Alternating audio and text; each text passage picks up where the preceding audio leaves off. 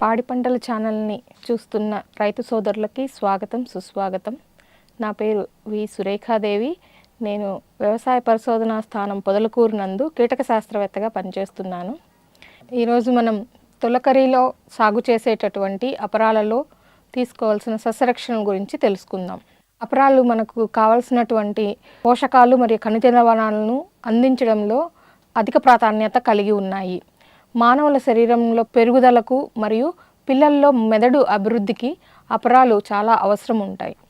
అపరాలలో వరిలో కంటే 3 రెట్లు మరియు గోధుమలో కంటే 2 రెట్లు ఎక్కువ మాంసకృత్తులు ఉన్నాయి. అపరాలు గాలిలోని నత్రజనిని స్థిరీకరించడం ద్వారా భూసారాన్ని పెంచి పంటల ఉత్పత్తిలో మరియు పంట మార్పిడి పద్ధతిలో అధిక ప్రాధాన్యతను కలిగి ఉన్నాయి. అందుకనే మనం అపరాలను ఎక్కువగా సాగు చేస్తూ ఉంటాము.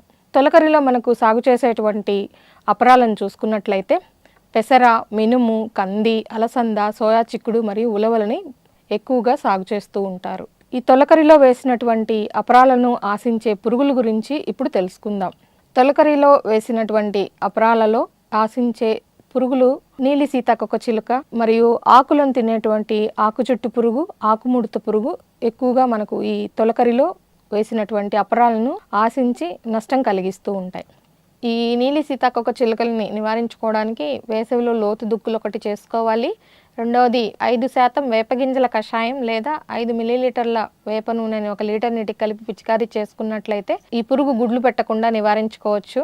ఈ పురుగు మనం గమనించినప్పుడు కాయతొలచే పురుగు ఉన్నటువంటి శనగపచ్చ పురుగుని నివారించుకోవడానికి ఉపయోగించేటటువంటి ఇండాక్సా కార్బో 1 మిల్లీలీటరు లేదా స్పైనాసైడ్ 0.3 మిల్లీలీటర్లు 1 లీటర్ నీటికి కలిపి మనం పిచికారీ చేసుకున్నట్లయితే ఈ నీలి సీతాకొక చిలుక పురుగుని సమర్థవంతంగా నివారించుకోవచ్చు. నీలి సీతాకొక చిలుక యొక్క పిల్ల పురుగు బల్లపరుపుగా ఉంటుంది, వెంట్రుకలు ఉంటాయి. తర్వాత మనకు ఎక్కువగా డ్యామేజ్ చేయవు, కానీ మనం ఈ తొలకరిలో గమనించే పురుగులలో ఆకు చుట్టు పురుగు ఒకటి, ఆకుముడత పురుగు ఒకటి చెప్పుకోదగినటువంటిది.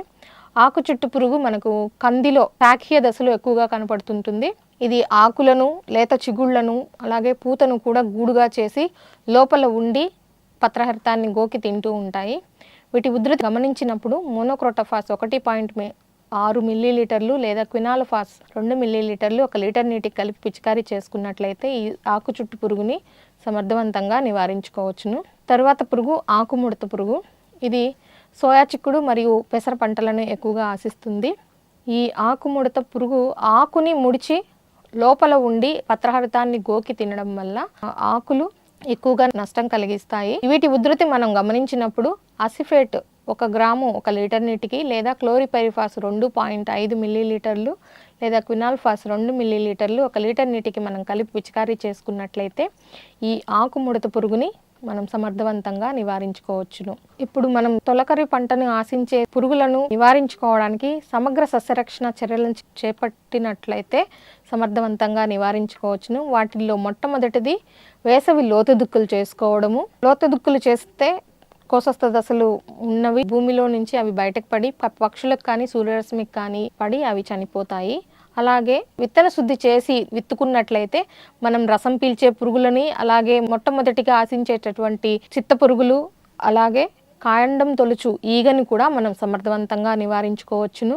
5% వేపగింజల కషాయం లేదా 5 మిల్లీలీటర్ల వేప నూనెని మనం పిచికారీ చేసుకున్నట్లయితే రసం పీల్చే పురుగులు, అలాగే పొగాకు లద్దె పురుగు, కాయతొలుచు పురుగు, నీలి సీతాకొక చిలుక ఈ పురుగులన్నీ కూడా గుడ్లను పెట్టకుండా నివారించుకోవచ్చును. తద్వారా మనం ఈ తొలకరిలో వేసిన అపరాల పంటలలో సస్యరక్షణ చర్యలను చేపట్టవచ్చును. తొలకరిలో వేసేటటువంటి అపరాలలో చేపట్టవలసిన ఎరువుల యాజమాన్యం. ఈ తొలకరిలో వేసేటటువంటి అపరాలలో మనము తప్పనిసరిగా పశువుల ఎరువును వేసుకోవాలి. ఇది ఆఖరి దుక్కులో 2 టన్నుల పశువుల ఎరువు వేసుకున్నట్లయితే మనకు పంటలో దిగుబడి ఎక్కువగా వస్తుంది.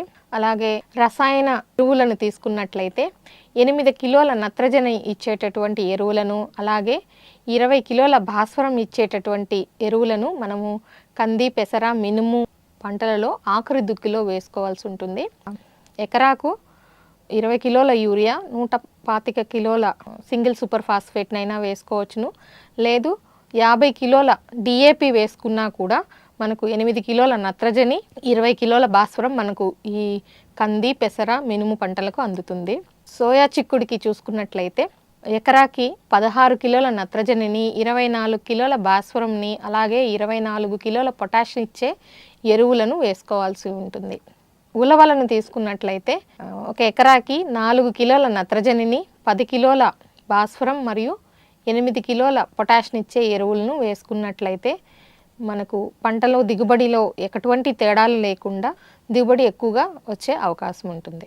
ఈ అపరాలలో ఉండేటటువంటి రైజోబియం బ్యాక్టీరియా గాలిలో ఉండేటటువంటి నత్రజనిని స్థిరీకరిస్తుంది కాబట్టి ఇందులో నత్రజనిని ఎక్కువ మోతాదులో వేసుకోవాల్సిన అవసరం ఉండదు. తప్పనిసరిగా పశువుల ఎరువులు అలాగే కొంత మోతాదులో మనము నత్రజని మరియు భాస్వరం ఇచ్చే ఎరువులను వేసుకున్నట్లయితే దిగుబడులను అధికంగా తీసుకోవచ్చును. ఈ పద్ధతులన్నీ పాటించి రైతులు తొలకరిలో వేసిన అపరాలలో సస్యరక్షణ చర్యలను చేపడతారని ఆశిస్తూ ఉన్నాను. ఈ అవకాశాన్ని నాకు ఇచ్చినటువంటి పాడి పంటలు ఛానల్ వాళ్ళకి ధన్యవాదాలు తెలుపుకుంటున్నాను.